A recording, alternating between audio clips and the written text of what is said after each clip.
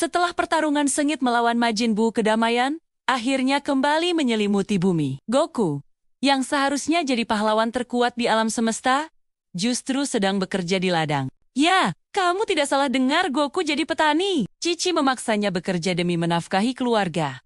Karena hadiah perdamaian dari Mr. Satan ternyata belum cukup. Goku pun mengeluh. Kenapa ia harus bekerja padahal yang ia inginkan hanyalah latihan. Di sela-sela membajak sawah, ia menyempatkan diri berubah menjadi Super Shion dan berlatih sendirian. Membayangkan pertarungannya melawan Frieza, Cell, dan Buu. Ia merasa tubuhnya jadi kaku karena sudah terlalu lama tidak bertarung sungguhan. Tapi, tiba-tiba Goten datang membawakan bekal dan mengingatkan ayahnya untuk bekerja. Goku pun terpaksa kembali ke rutinitasnya. Sementara itu, Gaton dan Trunks sedang dalam misi rahasia, yaitu mencari hadiah pernikahan untuk Videl. Mereka tahu Videl suka hal-hal yang bagus untuk kecantikan, jadi mereka memutuskan untuk mencari air murni. Perjalanan mereka penuh petualangan kecil yang kocak. Seperti saat mereka harus berhadapan dengan ular raksasa, hanya untuk mendapatkan sebotol kecil air dari mata air pegunungan. Tentu saja, dengan kekuatan mereka, ular itu bukan tandingan. Tapi usaha mereka berakhir sia-sia saat seorang kakek tua meminta air itu karena kehausan. Dengan polosnya, Goten dan Trunks memberikannya. Akhirnya, mereka pulang dengan tangan hampa. Tapi setidaknya mereka sudah berusaha. Di sisi lain, Mr. Satan sedang mengadakan konferensi pers. Ia kembali mengklaim dirinya lah yang telah mengalahkan Majin Buu dan menyelamatkan dunia. Semua orang memujanya. Tapi di tengah keramaian itu, Majin Buu yang sekarang tinggal bersamanya tiba-tiba muncul dan membuat kekacauan kecil. Mr. Satan panik dan berusaha menenangkannya. Disinilah kita melihat sisi lain dari Mr. Satan. Meskipun ia seorang pembohong besar, hatinya tulus menyayangi Buu. Saat Buu lapar, Mr. Satan dengan sabar menenangkannya. Adegan ini menunjukkan bagaimana hubungan mereka berkembang setelah pertarungan besar berakhir. Di tengah kedamaian di bumi, ada satu tempat yang sama sekali tidak damai. Di planet para Kaio Old Kai dan Kibito Kai sedang panik. Mereka merasakan ada sesuatu yang sangat buruk akan terjadi. Old Kai bahkan sampai menjatuhkan teleskopnya karena merasakan sebuah planet tiba-tiba lenyap. Mereka menyadari bahwa ada dewa yang telah terbangun dari tidurnya, dewa yang kekuatannya jauh melampaui apapun yang pernah mereka hadapi. Mereka tahu bahwa ini adalah awal dari kehancuran besar.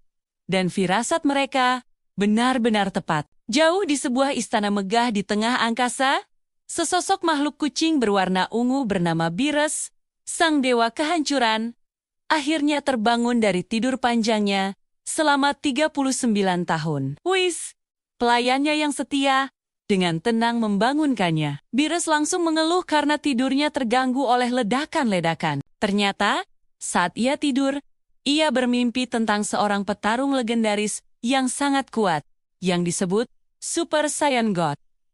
Mimpi ini begitu membekas di benaknya. Ia pun bertanya pada Whis, apakah Frieza sudah menghancurkan planet Vegeta, seperti yang ia perintahkan sebelum tidur? Whis mengonfirmasi bahwa Frieza telah melakukannya. Namun, ada beberapa Saiyan yang selamat, termasuk Pangeran Vegeta dan seorang Sion bernama Kakarot, atau yang kita kenal sebagai Goku. Beerus sangat penasaran dengan sosok Super Saiyan God dari mimpinya. Ia yakin bahwa petarung kuat ini benar-benar ada. Dengan kekuatannya, ia bisa melihat masa depan dan masa lalu. Saat ia mencoba mencari tahu lebih banyak tentang Goku, ia melihat sekilas bagaimana Goku berhasil mengalahkan Frieza. Ini membuat Beerus semakin tertarik. Ia memerintahkan Whis untuk menyiapkan perjalanan. Tujuan mereka hanya satu, mencari Saiyan yang tersisa dan menemukan siapa sebenarnya Super Saiyan God itu. Whis mengingatkan bahwa perjalanan ke tempat Goku akan memakan waktu sekitar 26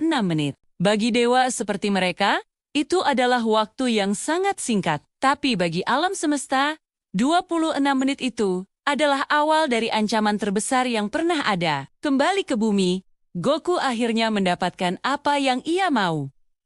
Mr. Satan datang ke rumahnya dan memberikan uang 100 juta seni sebagai hadiah perdamaian dunia. Awalnya Goku menolak, Tapi Goten meyakinkannya untuk menerima uang itu agar Cici mengizinkannya pergi berlatih.